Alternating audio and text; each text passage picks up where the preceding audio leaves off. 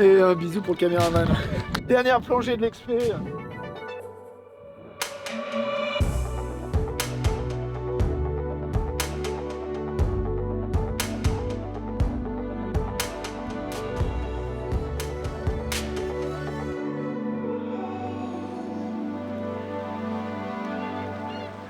Là, sur les échantillons qui ont été ramenés aujourd'hui, on a un poste où on conditionne les échantillons d'éponge qui ont été ramenés de entre 110 et 120 mètres.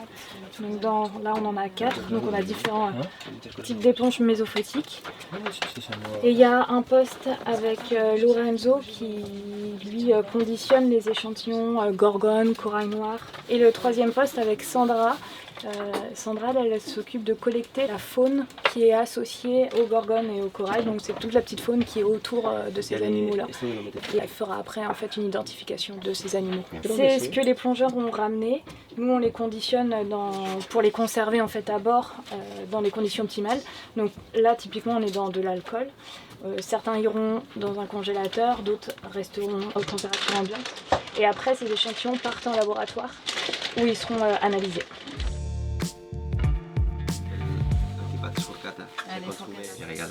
On n'a pas Luca. Tout ça c'est à 100, 120. Relax.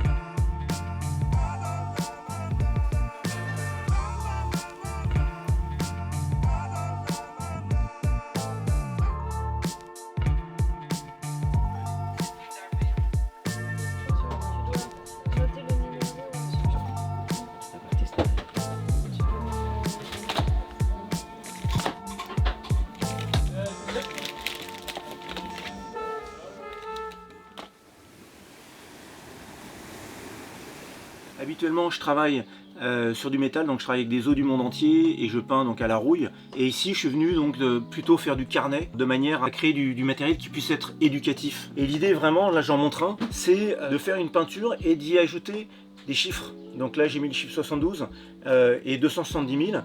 La signification en fait de ces 72, ça correspond à 72 attaques de requins sur l'homme par an. Et le chiffre de 270 000 là, c'est en fait le nombre de requins tués par l'homme par jour. Donc voilà, ce sont des chiffres clés, marquants, une image et des chiffres, c'est international. Tout le monde comprend évidemment l'image et la peinture ou le dessin, et puis les chiffres et les nombres, c'est aussi quelque chose d'universel. En fait, l'art et le dessin va être utilisé à des fins éducatives et informatives. Mais en tout cas, je pense qu'il y a vraiment des liens à faire entre le monde scientifique et le monde artistique. L'artiste va pouvoir vulgariser des informations et finalement interpeller un public qui peut être très large, c'est-à-dire qu'il va aller des enfants aux personnes âgées et finalement faire passer un message sur la protection de l'environnement d'une manière différente. En fait, je suis parti avec des plongeurs et ça m'a permis de faire un petit carnet de voyage sur cette plongée. Et là, par exemple, on voit Justine en train de récupérer un parachute. Et en fait, ça permet de raconter différemment. Et les enfants, quand ils voient les dessins, ils peuvent être aussi intéressés parce qu'ils aiment bien le dessin et que ça les interpelle plus qu'une photo. Ça peut. À travers l'art, ça peut permettre aussi de faire passer finalement un message, mais de manière plus poétique. Et peut-être que c'est ce qui touchera plus finalement une partie du public. Comme à chaque expédition, on a un partenariat avec l'éducation nationale pour sensibiliser des scolaires. Il se trouve que là, en Guadeloupe, pendant 2 jours, c'est le forum de l'éducation au développement durable. Et donc, dans ce cadre, on a un stand au village à côté du port où est le Wai.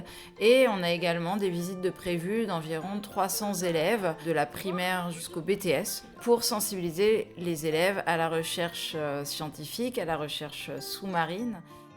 Là, vous voyez, Hugo, il est scientifique. Donc vous pouvez voir là tous les échantillons que ramènent les plongeurs. Vous voyez ? Le faire passer si tu veux, c'est un corail. Un corail. On a le droit d'en prendre des petits bouts juste pour les étudier. Il faut des permis pour ça. C'est l'occasion pour l'équipage, pour les plongeurs, pour les scientifiques, pour Christophe Montel, l'artiste qui est à bord, d'exprimer aussi ce que nous, en tant qu'individus, on vient chercher dans ce genre d'expédition, pourquoi c'est important pour nous de nous réaliser là-dedans et peut-être de les inspirer, eux, à trouver ce qui aura un impact demain à leur échelle à eux. On va entre 30-50 mètres à peu Parce près. que parfois c'est pas facile d'être éco-délégué parce qu'on sait pas vraiment qu'est-ce qu'on peut faire avec ça. Mais en fait, on vit quand même dans un monde qui est en plein changement où c'est pas toujours des bonnes nouvelles. Et une des solutions pour se sentir mieux, c'est de passer à l'action. Et quand on est éco-délégué, en fait, on peut faire passer des messages, on peut porter une voix. Alors je sais que c'est pas simple. Essayez peut-être de trouver un petit champ d'action que vous pouvez faire et en fait c'est vachement important. On dit souvent pour la planète, mais en fait c'est vachement important pour nous les hommes parce que la planète elle restera.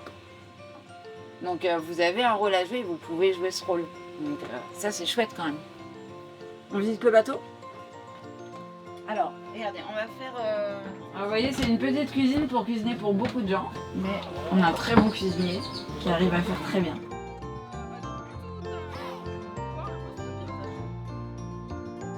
Et le premier groupe là, alors vous embarquez avec nous ou pas ? Oui, c'était bien. Ouais, vous embarqueriez ? Oui. Ouais.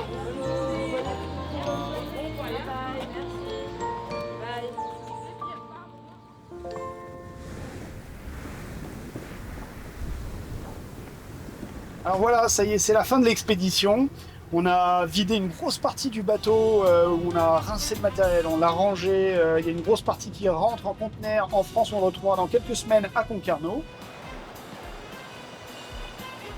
Non, c'est pas lourd.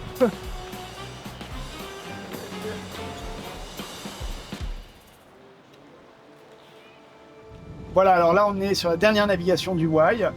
Route Rivière-Sens, où on sera dans une petite heure. C'est la marina, où pour nous, tout a commencé en Guadeloupe.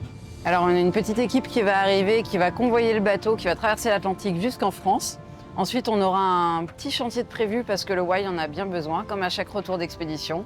Et puis, on préparera le départ l'année prochaine, 2024, pour la Méditerranée. On vous remercie d'avoir suivi cette nouvelle saison du web documentaire d'Under the Pole et on vous dit à bientôt. À très bientôt, bye bye.